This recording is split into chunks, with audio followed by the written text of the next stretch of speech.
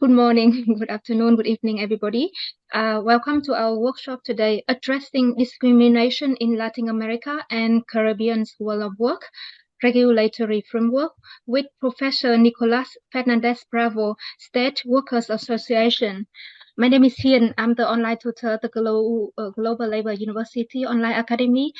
This workshop is a discussion further from the lecture from Professor Nicolas in Chapter 3 of our MOOC, Subordination and Discrimination in Global Supply Chains, Recognizing Diversity and Building Unity.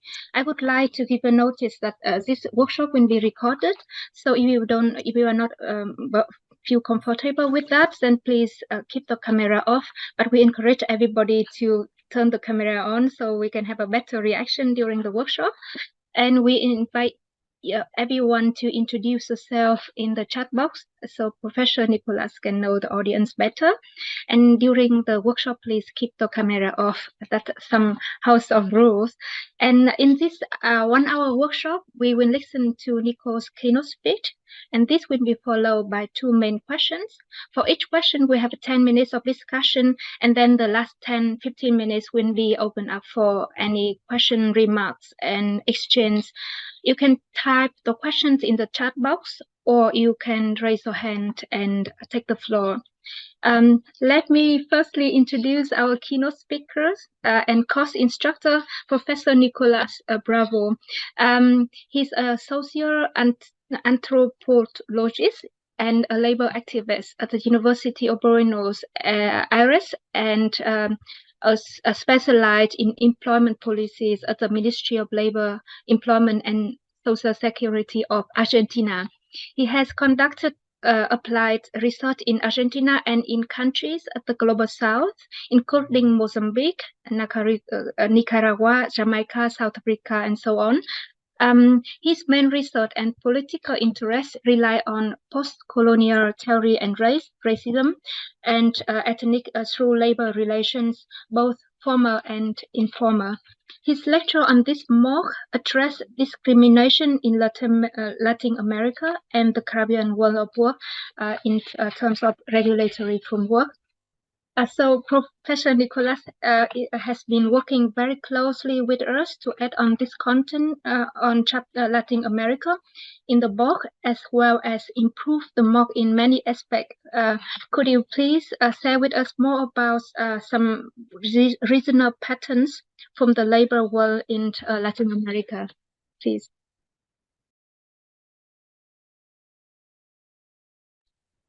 Please, yes, the camera is Here we go. Well, thank you so much. It's great to be in touch with many of some of we already know each other, and people that I don't know already, or don't know yet. But it's a great pleasure to be here. Thank you, everyone. One of the reasons that which I found this topic was relevant in such a MOOC was that for many reasons, the Latin American region dialogues from a certain place with the Global South. And one of that reasons is history and language. Most of you do speak English, obviously, but the working class in Latin America doesn't.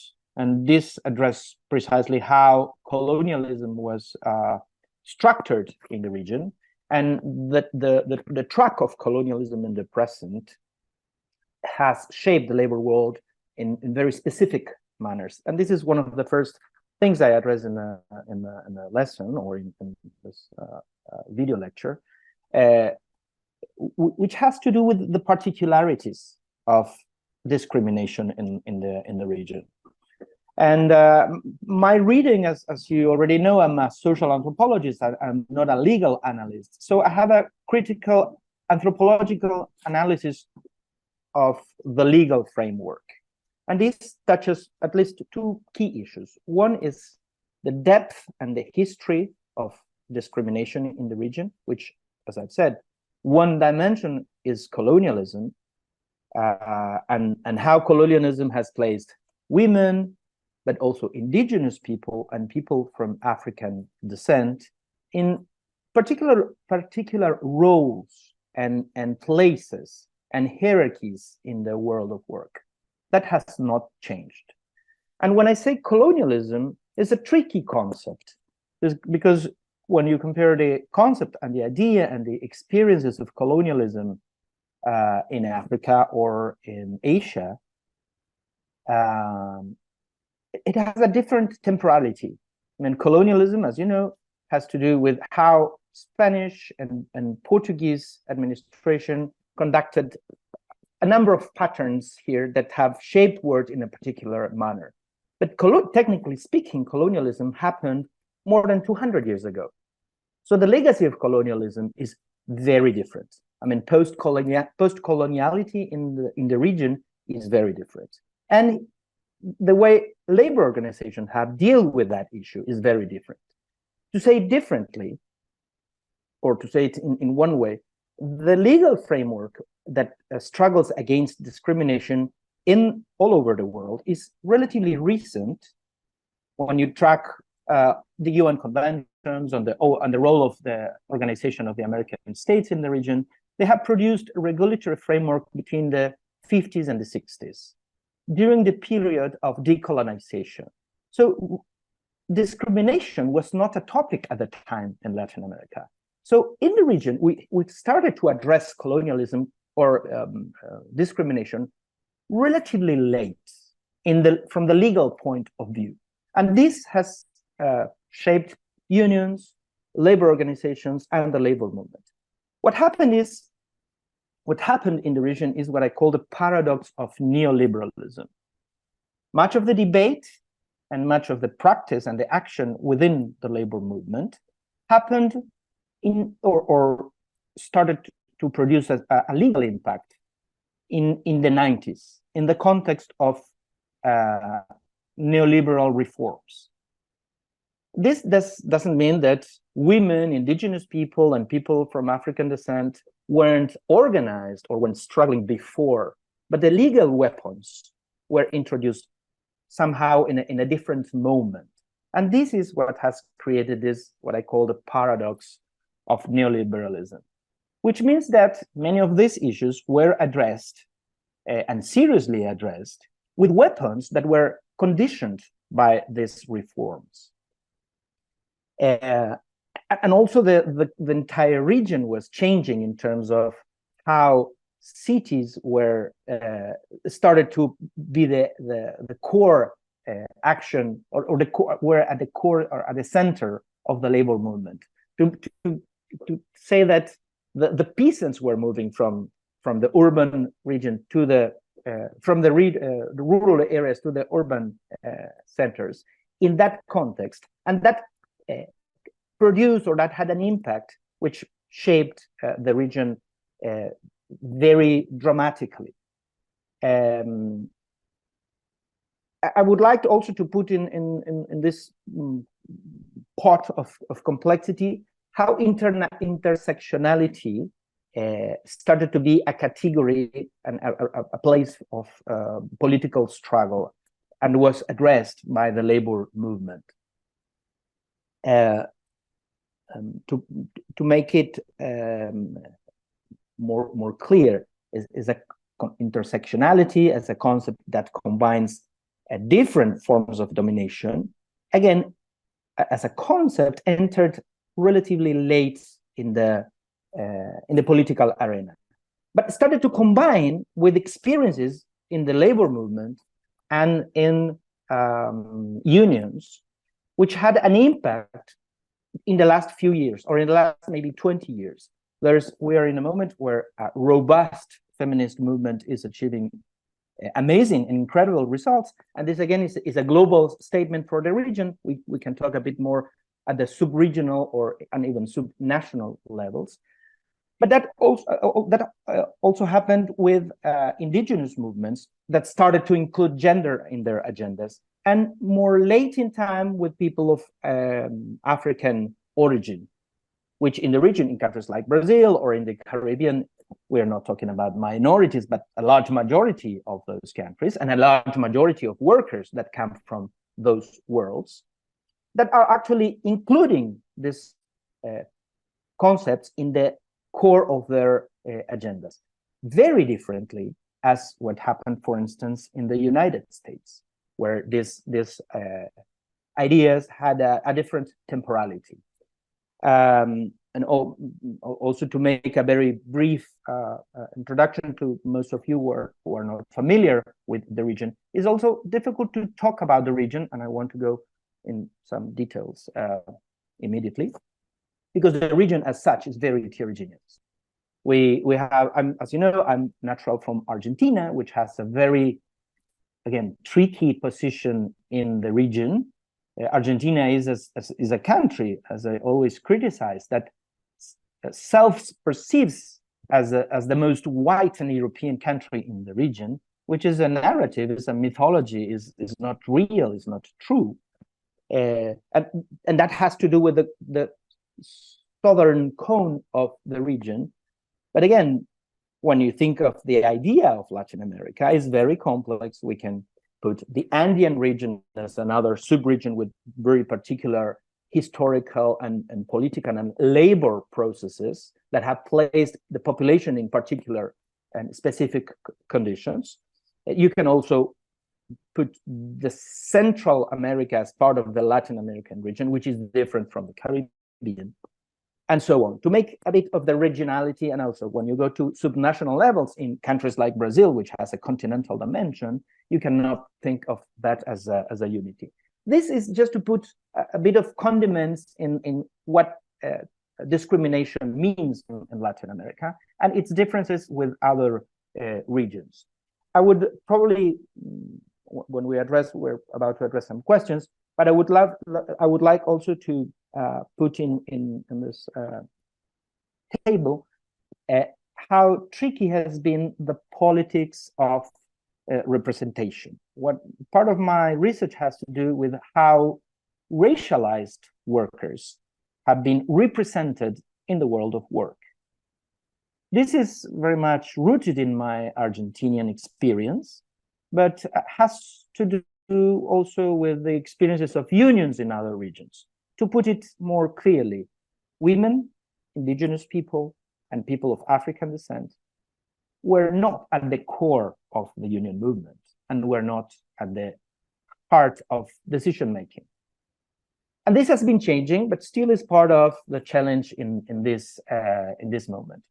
To say that while there is a strong regulatory framework in the region, and as I say in the lecture, discrimination structures in a very, very particular way the world of work in Latin America and has not been properly addressed. And this is something that I want to call, because in many countries in Latin America, the narrative of mestiçage has been prevailing. I mean, the idea that people ultimately have mixed and have been incorporated in one way or another in the complexity of nation states, or of the different nation states. And one, that is not true, but two, and probably more important, that narrative prevails. Probably the more relevant narrative here is the one of Brazil, that has been, in many ways, been portrayed as a racial democracy, or the myth of or more inclusive or more racially inclusive democracy. And it's something that has been in the core of the labor movement in Brazil for the recent years, for the last few years. But it was not the case in the 60s or in the 70s, to put it somehow. Different was the case of and with this I want to make a stop and probably open the floor or open for questions. Different was the case of the feminist movement, which has a strong and deeply rooted history in the region. But many feminists coming from subaltern groups have pointed out that the heart of that feminist movement was essentially white and urban. So it was excluded. And here is when the debate on intersectionality becomes relevant and becomes something like a novelty in a novelty of the last 10, 15 years. And now I'm talking about specifically about Argentina. There are countries where women are still very, very much below even the possibility of initiating struggles. But in Argentina, that has been one case of success, and probably source of proud, the way women have been challenging the world of labor and starting to dialogue with other racialized groups. This is very much a novelty in Argentina. But well, this is pretty much to make a global statement, to go deep, a bit more deep into what I'd expressed in my video lecture, which it may seem to be optimistic in the sense that the regulatory framework is updated. Many countries have ratified, but still the reality is far from being good and optimistic in terms of inclusion in the many layers that we can, under which we can analyze discrimination. So this is pretty much a very initial land of a very to begin with. And I'm sorry for sometimes my rustic Spanish, but again, it's part of the challenge. The linguistic barriers. Well, I'm not pretending I am a linguistic barrier, but the working class in Latin America has enormous difficulties to reach to global debates. And this is why I found this particular audience relevant, to create bridges at least at the level of experiences and debates and understand the particularities, but also to illuminate probably experiences that there are many and interesting in the region. Thank you very much, Nicolas, for the intervention. And I think we have the audience here from different continents: Nigeria, Zimbabwe, Vietnam, Europe. I think they have experienced through the video lectures, also for the speech, a lot of interesting informations about that. Any questions from the audience? You can raise your hand, or you can always put the question on the chat box. I'm reading also the national and backgrounds for most of the participants that I don't know. Some of you I do know. They have introduced themselves in the chat box. Yeah, we have a very it's great on this MOOC because we have participants from all over the world. While waiting for everybody to post the question on the chat box or raise their hand, I would like to ask the first question, the main question of in the video lecture, you mentioned that labor reforms in the context of liberalism have brought mixed results, while in certain countries such reform have facilitated, for example, the criteria to set up unions. They have also fragmented their organizational powers and reduced their collective bargaining capacity, which are key enabling rights to fight discrimination in the world of work. What elements do you think that the labor movement should include in order to give the best outcome in fighting with discrimination in the world of work? Well, very, very interesting question. Thank you, Hieng. Here we go back to what I call the paradox of neoliberalism, which is specifically in the case of Argentina, but it illuminates the reforms, the neoliberal reforms in the region. It has to do with how identity politics, to name it very clearly, were introduced in countries with histories of politics of equality and equity. And this is a tricky translation in Spanish. I mean, universal rights were granted by states, and that was how many nation states were invented and created a regulatory framework and inclusive policies. But when you read in detail who was included and who was excluded, you come to understand that narrative of social inclusion was limited. And this is very clear in the case of Argentina, where indigenous people were excluded from the imaginary, not just the rights, but even the possibility of being considered subjects. And when we go even more deeply on, for instance, the role of people of African descent in Argentina, they are not even imagined as Argentinians. A Black person in Argentina is imagined as a foreigner. This is not, for instance, the case of Brazil. So here's when we come to national and subnational differences. So if you ask me, which is a problem of the politics of identity in the region, is that they were introduced in the context of neoliberal reforms. But they have a positive element there, which is illuminating those inequalities that persist, even if the narrative is inclusive. A very interesting case is the one of Bolivia. You may be familiar with the image or the figure of Evo Morales, the first indigenous and worker. He's a unionist president in the region, in a country not with minorities of indigenous people, but majorities of indigenous people.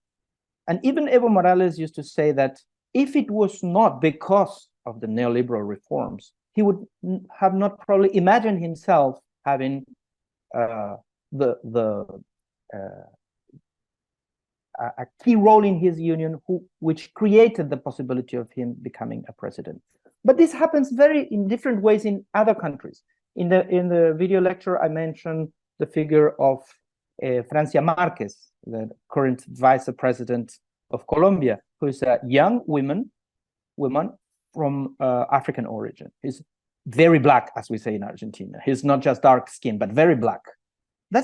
In a country with such a large amount of Black population as Colombia, that was democratically inconceivable.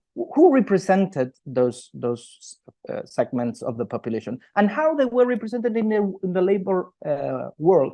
And this touches unions particularly.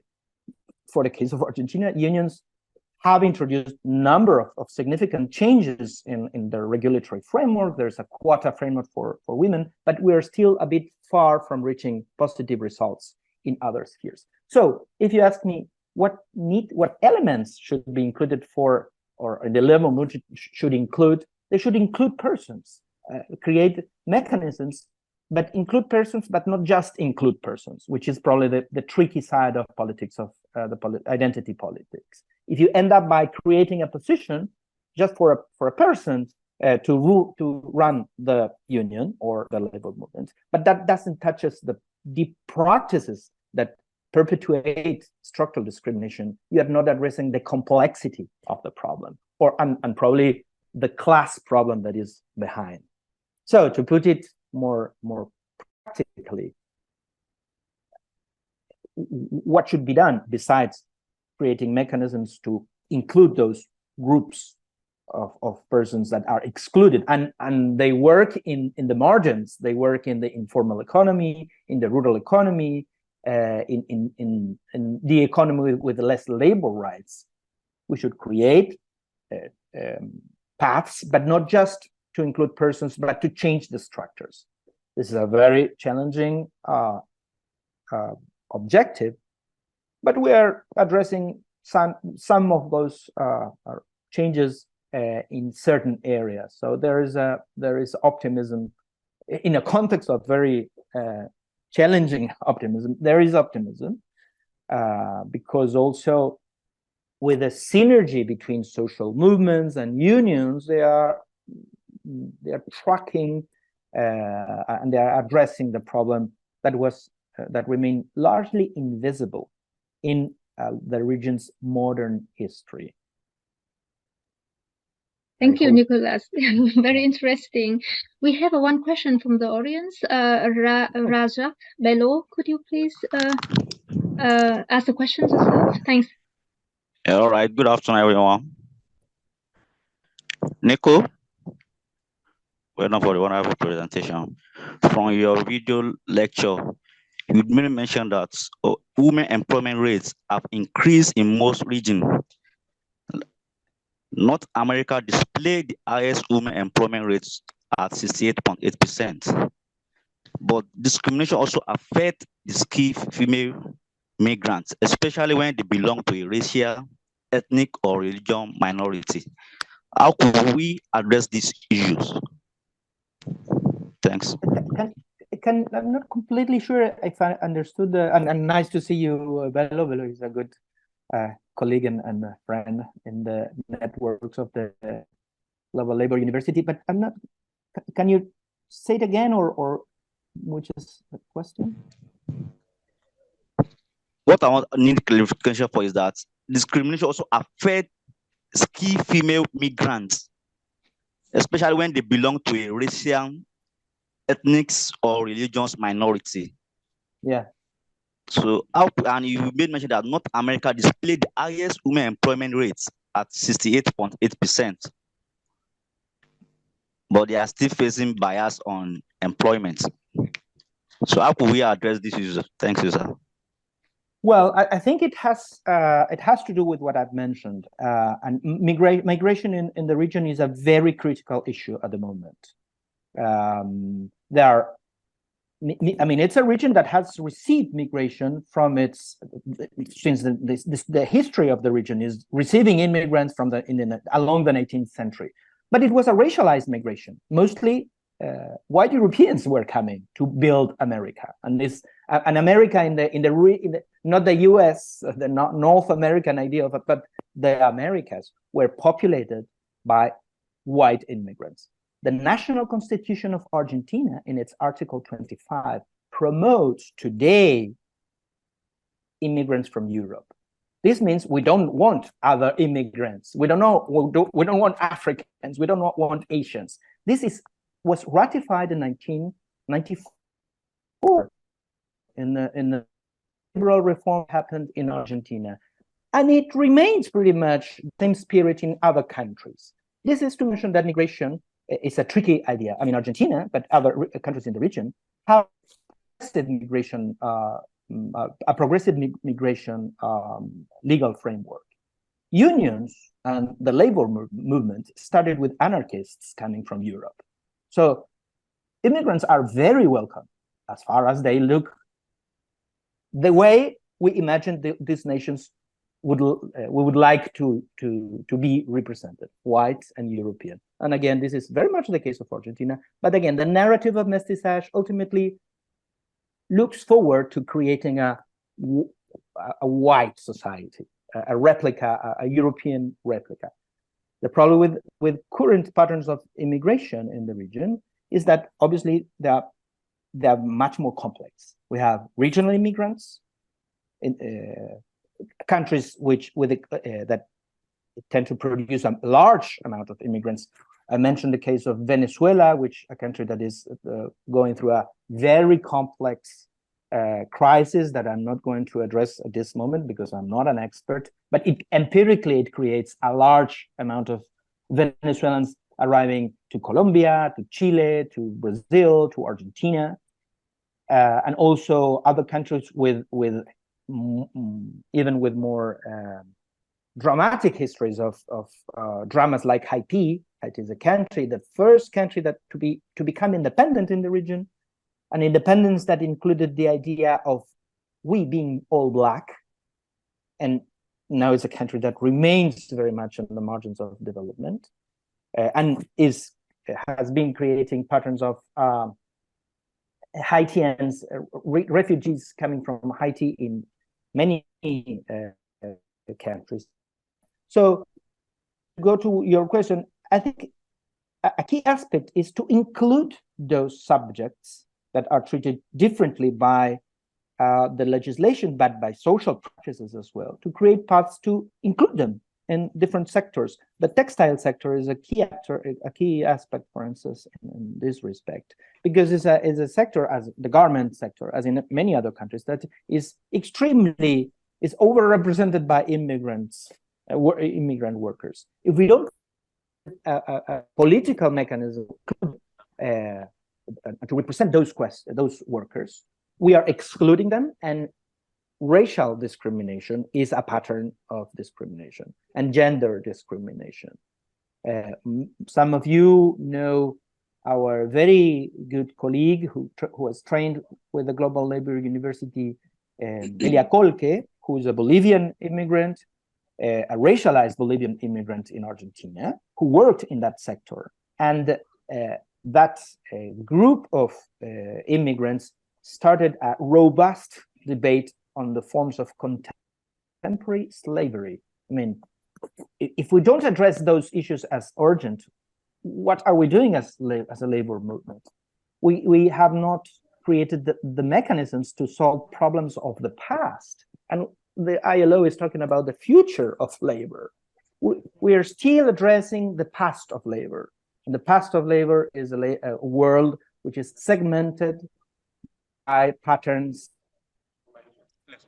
ethnic and racial.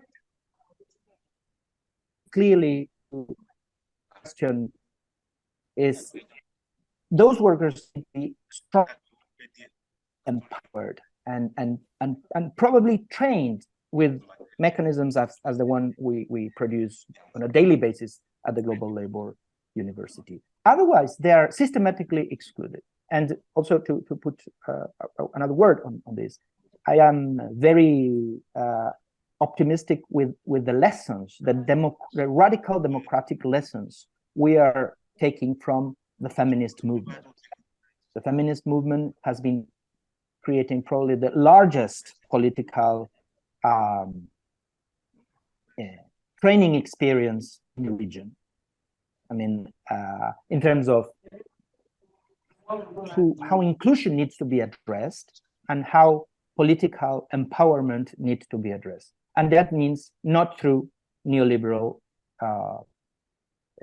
recipes. We don't need NGOs to save women. That would never happen in Argentina in the way I am probably portraying the action of NGOs in the region, who ultimately create paraphernalia of white people rescuing, people in situations of emergency. That recipe is not the one we need. Rather, deeper, strong organization to gain power and gain political representation, but other forms of representation as well. And probably I can touch the issue of representation in the labor world a bit more in the following minutes. So thank you, Bello, and I hope I was clear with my answer. Yeah, clear. Thanks. Nico? Thanks a lot for the question, Bello. Also, thanks Nicolas for the inputs.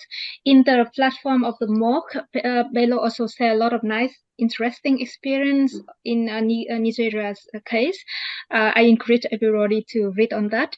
We also have a question from Ale. Ale, could you raise a question, please?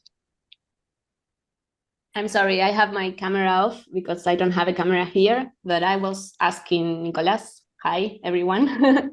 I'm waving my hand, even if you don't see me.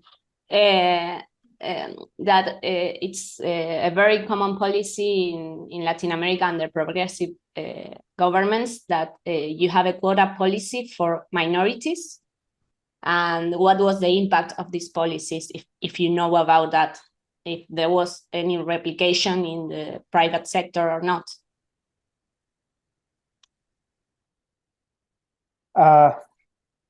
Honestly speaking, I don't have a statistical answer. But again, as an anthropologist, what I like is not only statistics or the legal framework, but the social impact and how those the quota, for instance, the quota policies were seen by the society. And my very personal reading in this aspect, Ale, is that we're having mixed results because of strategies, which I don't want to go deep on this now, but to focus on your answer, there is a segment of the population that started to be aggressively against the quota policies. For instance, a 30% quota at unions, I am very much in favor, because otherwise certain structures do not change. But those changes, I think they need to be done in a very specific, in context where the result can be positive and not necessarily regressive. And I think we are reaching a moment in which this is being resisted. The social practices of the quota policies are being resisted in sectors of the economy, mainly because of a lack of understanding of the problem, not necessarily because of a regressive reading of the quota policies. For instance, there is a gay and lesbian quota at the public service in Argentina, and that debate has touched also the public sector, and their reactions were or have been very, very negative. In which sense?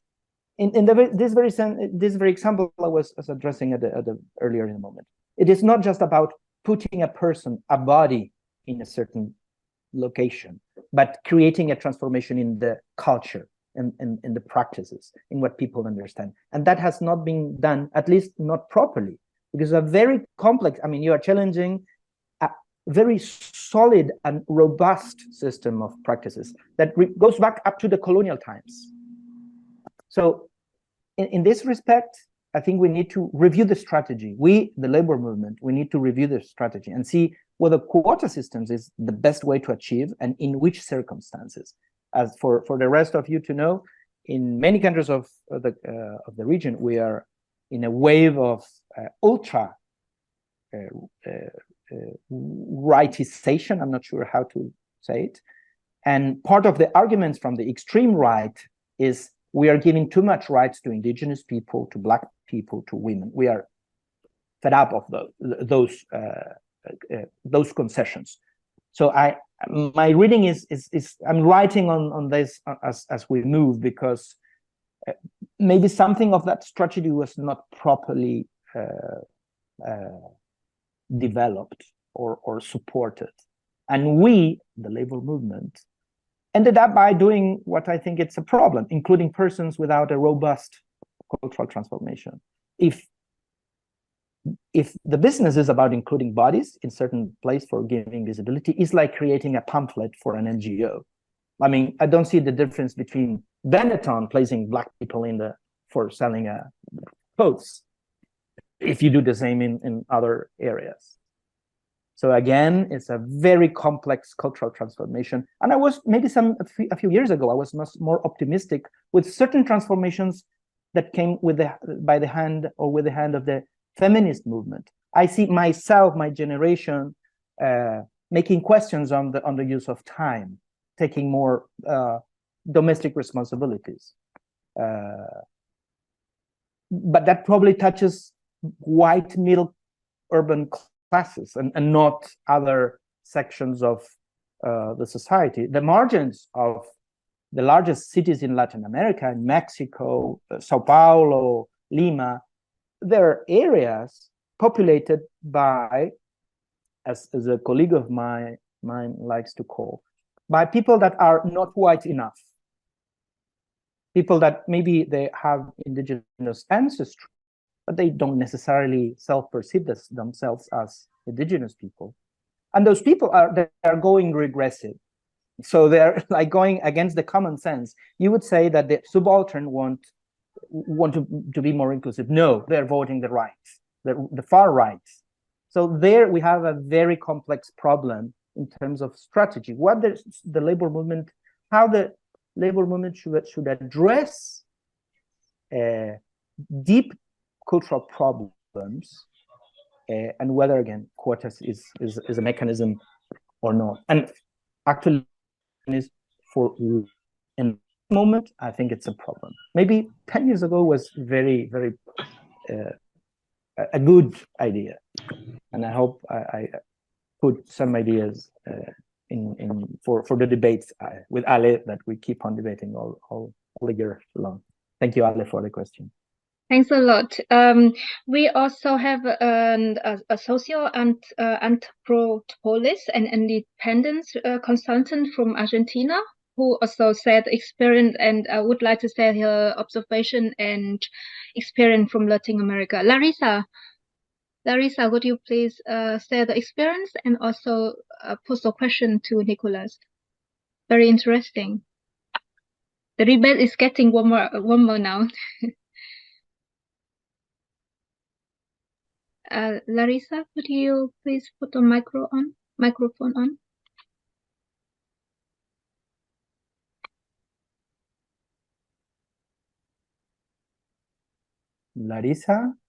Larissa Bambara. I hope I spelled the name right. Yes, I let me perhaps as something with maybe the you microphone. can I will type, read Larissa. the questions. Yeah. So she said she has been in Argentina for a while now and noticed that discrimination in the occupation of space in the city is a fact. Afro descents are poorly represented, even they took part since the early age of Argentina as an independent nation. Even the mother of the nation who is black is missing. All the fact contributes to erase one big portion of the country. Her question is, what are the perspectives in terms of restoring history and give sense of belonging to Afro descendants in Argentina? Well, thank you. Thank you so much, Larissa. Maybe a bit of context, but I don't want to over-Argentinize the debate. But this touches something that I mentioned, and it's what I call the politics of representation, and why this is important for the labor world. I very much agree with what Larissa says. Although the Afro descendants in Argentina, they may operate as a minority in the technical sense. In the census, it's not like in Brazil. It's not like in many other Caribbean countries. And let me put a unionist ethnographic example. Not long ago, we organized a debate on these issues with unionists. And in fact, the person that was that conversation, I thought we can bring for this conversation, but he was very much committed with other responsibilities. The responsibilities you are mentioning, the politics of restoring a place in history, but this ethnographic history is the following. We organized a debate on racism and discrimination with unionists, and the leader of that union, that I'm not going to mention, but it's a very important union in Argentina, he was a white man, and to the debate. Literally, he entered the place and he asked me, "What are you talking about?" And I told him, "Well, this is a debate on racism and discrimination." Okay. And I asked him, "Do you want to flow? Do you want to say something?" "Oh, no, it's not necessary." "Are you sure?" "Okay, give me the flow." He was very, obviously, as a typical macho, he was very anxious to, as me, very anxious to talk and monopolize the conversation. And he starts the conversation by this. "Oh, racism? Yeah, that's a problem that the US has, and is a very deep problem of the American imperialism. Fortunately, in Argentina, we don't have racism because the Black people in Argentina have disappeared long time ago in the 19th century. And we were shocked because that shows exactly where the problem lies. Our allies are probably aware of the problem. How can you change the politics of representation if the allies, they don't understand the problem? So if we want to restore the deep, complex problem that Larissa has mentioned, we need to create mechanisms to work on these issues from the grassroots and with the grassroots. We don't need to train the grassroots. We need to bring light to those experiences and to recognize that in those experiences, there is political theory, political action, strategy. But it's a very complex thing to do. There are good examples. The peasant movement in the region is very strong, very active. You might have heard of landless workers movement in Brazil, MST, which was a key actor in Lula's achievement to construction, building of power, and it was pretty much an actor to return to power. And for instance, that movement has pointed out interesting questions in the blurred zones of discrimination, the ones that lays beyond and that go beyond binarisms, urban, rural, white, black, female, male and female. They go in between those lines, and they bring this issue because, and this is the answer for you, Larissa. They touches the issues of what nowadays there's a debate in Argentina on the idea of brown. Those persons that they're not white, but they're not black either. The politics of representation should lie on those brown people. There is a very interesting movement called Identidad Marrón. Marrón stands for brown, that address the large majority of persons, because while you don't see a lot of people of African descent in the streets of Buenos Aires, when you go to the outskirts, there are more, but there are more brown people. And that touches the idea of race, what race is. Race is an idea to control, and it was an idea to discipline and to organize labor. And that was specifically developed in the Americas because of the slave trade. So to say that those sections of the population that come from non-white and Western origin, and they were mixed, obviously, they have stories to tell, and they're employed in low wages and in employments without rights. So to restore that history, we need to deconstruct the myths under which nations were built. And unions were part of that myth. The narrative in many countries is, and in the country of Argentina, is that, like Argentina, that social mobility was conducted because of the action of unions. And that's correct. But part of the inclusion in a class movement was, okay, leave aside your racial credentials, because we need to create nations that are united to create to combat inequity. But that the fact of leaving aside racial credentials or ethnic and racial credentials maintain those structural inequalities. So it's a very complex problem. But maybe there's another question. I have a nice idea to share, but I want to. Thanks a lot, Nicolas. There's a question from Eric Kumalet. Thank you for the lecture. Considering that unions are often considered to be a threat to parties who profit from cheap labor and gain the colonial influence on culture and policies, may pose real problems to the already disadvantaged sectors. How can this be addressed politically and socially addressed without endangering milestone already attained? Thanks for the question. Nicolas, would you like to make a comment on that? Is the question written? Sorry. Yes, it's from the question from Ufu Oma. Okay, yeah. Yes. Ufoma.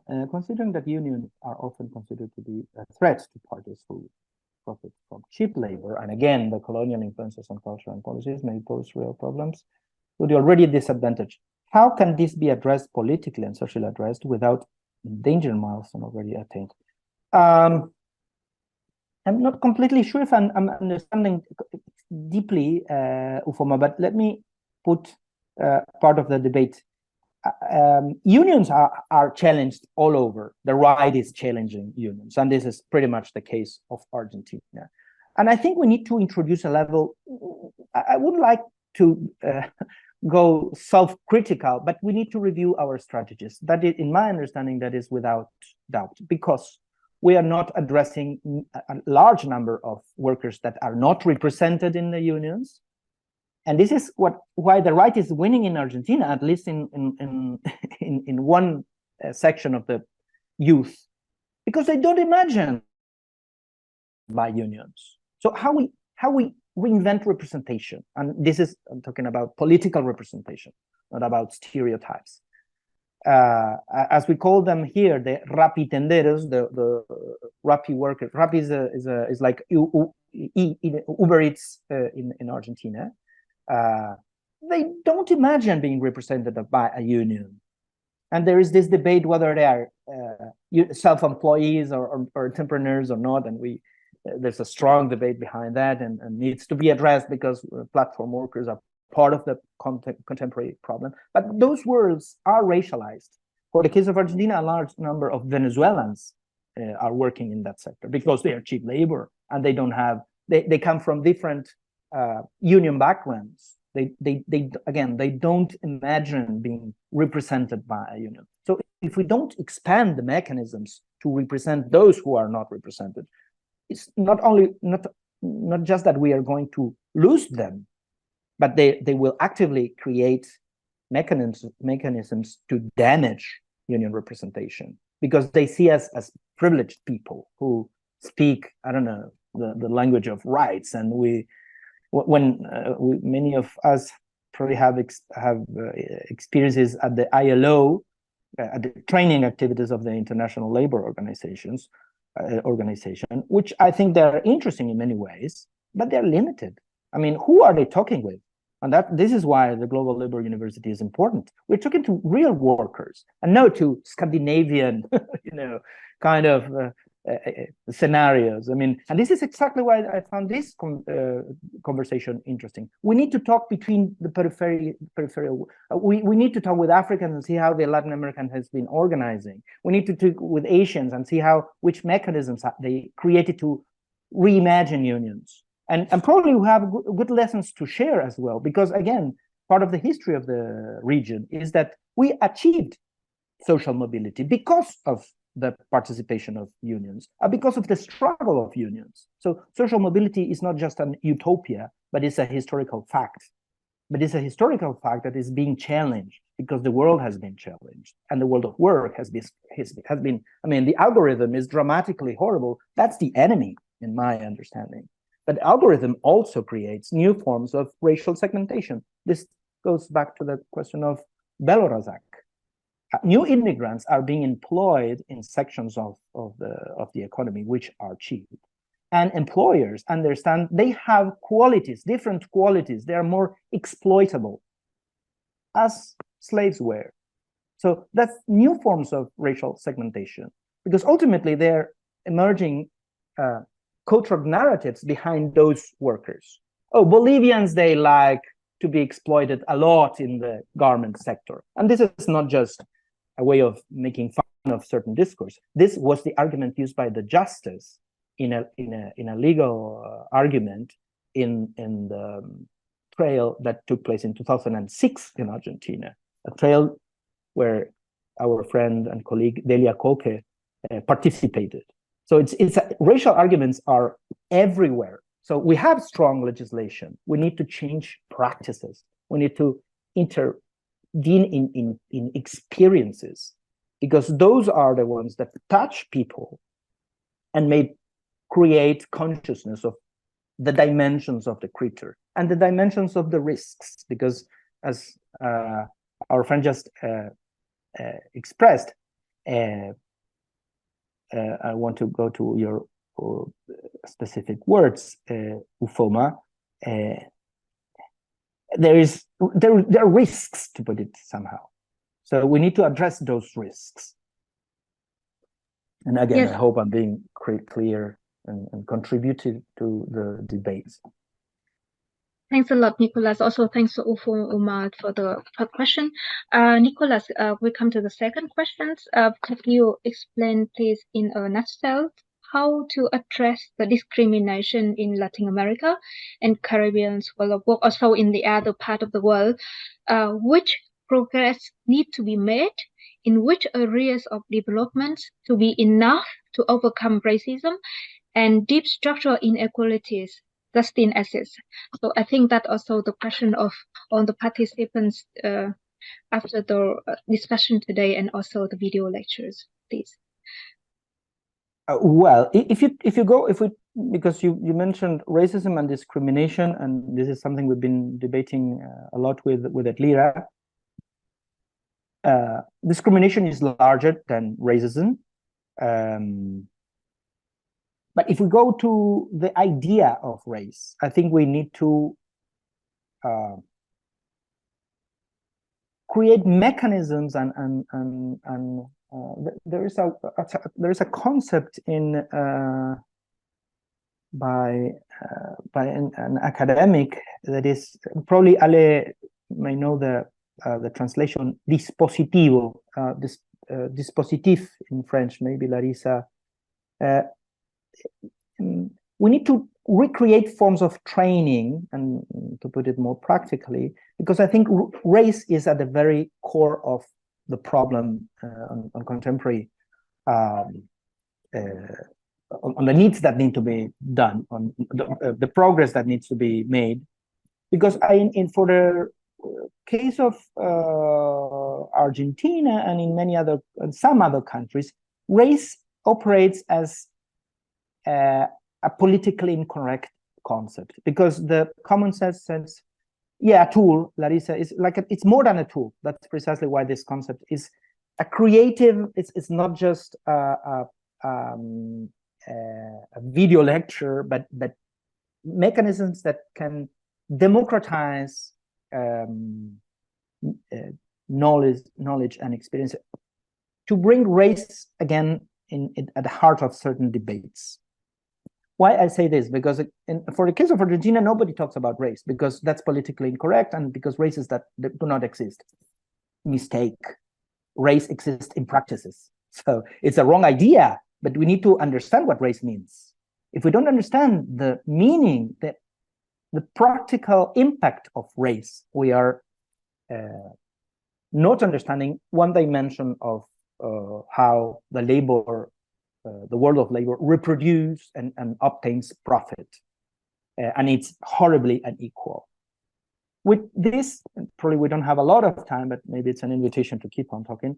I want to mention a Jamaican in origin, and it's not a coincidence, intellectual, an activist called Stuart Hall, that brings this debate very clear in the table. And he talks about let me look for the proper translation. He brings the idea of floating signifier, race as a floating signifier, which means that it's tricky. If we go to racist theory, race is a fact, and some activism, even in all over the world, operates behind notions of racial essentialism. We Black people are different, and we need to be proud of that, and we have a place in the history, which is interesting in many ways, but race does not exist. On the other extreme, you have the neoliberal or the liberal approach, which says, oh, that's politically incorrect.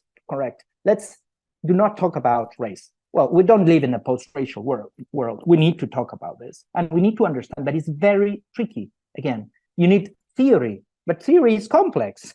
Working class don't have the means to go to deep theoretical problems. They don't have time to read Foucault. They don't have time to talk about, to dialogue with Achille Mbembe, a Cameroonian intellectual that works in South Africa, and is in my understanding, one of the most brilliant analysts of the contemporary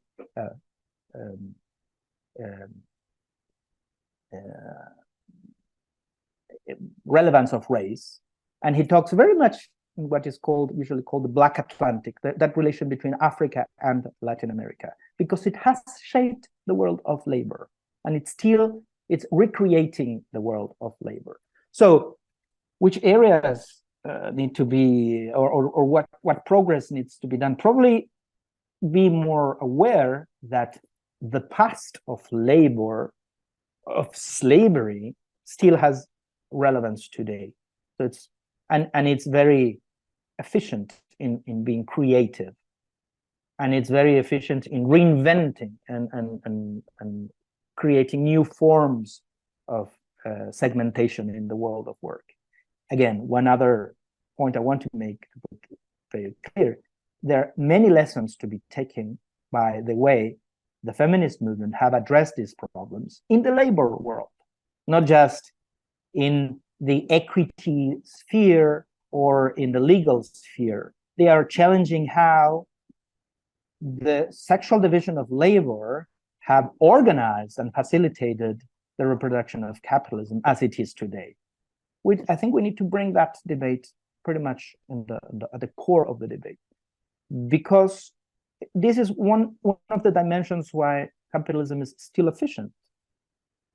Racialized people, they are not sufficiently organized. And again, class is not enough to understand inequalities.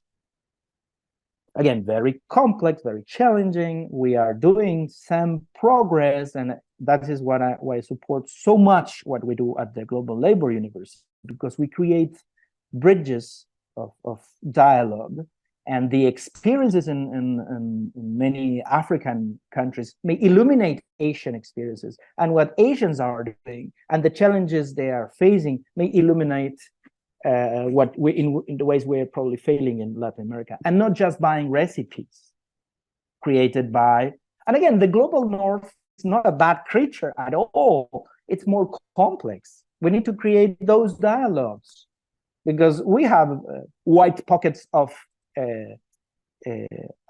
discrimination in our own society, and it's not black and white.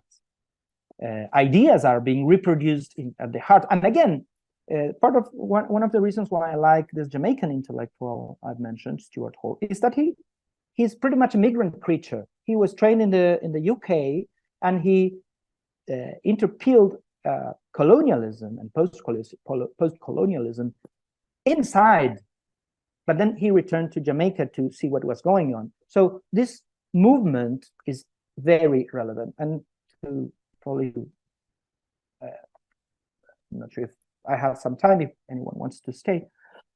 This is why I think that migrant workers have a cosmopolitan perspective to share. Migrant workers have robust understandings of how the global world of labor is structured. They have a lot of knowledge on global supply chains, because they are part of the change. They've been moving, understanding different contexts. But what happens with cosmopolitanism is usually understood as an elite, kind of way of dealing with diversity.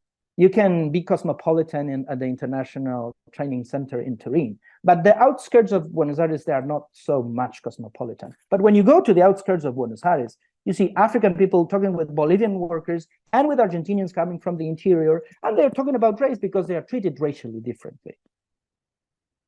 If we manage to bring those experiences into the heart and create political potential, I think we can be more optimistic.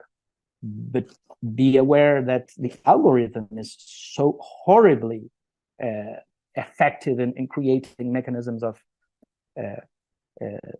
manipulation that we have reasons to be concerned.